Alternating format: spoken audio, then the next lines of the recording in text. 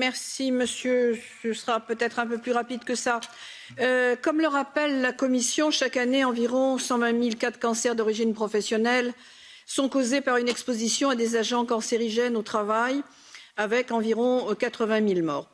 Afin d'améliorer la protection des travailleurs contre le cancer, la Commission a proposé aujourd'hui de limiter davantage leurs expositions à certaines substances chimiques cancérigènes. Nous sommes actuellement à la 4e modification de cette révision, de cette directive, et nous allons aujourd'hui proposer la révision de 3 valeurs limites concernant des substances chimiques dont certaines sont peu utilisées, mais d'autres beaucoup plus.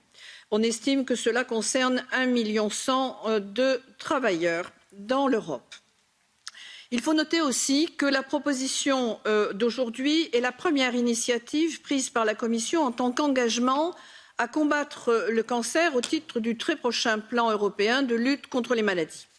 Donc ce sont 3 substances qui viennent après les 26 autres déjà révisées dans 3 dossiers précédents auxquels j'ai participé.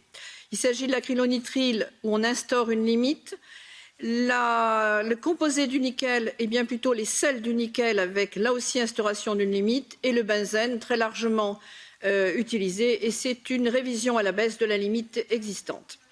Je préfère donc rester extrêmement, la rapporteure préfère rester extrêmement factuelle et technique. Et c'est comme cela que je vais retenir les 3 valeurs limites des produits parce qu'il y a eu consensus autant dans la suite des travaux très nombreux d'ailleurs présentés par la Commission qu'avec les professionnels du secteur. J'ai pu en interroger certains. Je profite aussi pour en appeler à une meilleure définition du risque cutané au-delà de ce qui est mentionné ordinairement qui est le risque peau. Il faudrait envisager d'en faire le calcul systématique pour toutes les substances qui présentent un risque de voie percutanée avec de nombreux paramètres qui restent entièrement à définir. Votre rapporteur en appelle aussi à une évaluation régulière des dispositions appliquées, à tout le moins tous les 5 ans, non pas parce que le nombre de cas sera fortement augmenté dans une période si courte, mais en fonction des progrès technologiques et des innovations concernant la substitution des substances et ou le traitement des dites substances. C'est pourquoi j'attends de vos amendements qu'ils puissent permettre une discussion riche.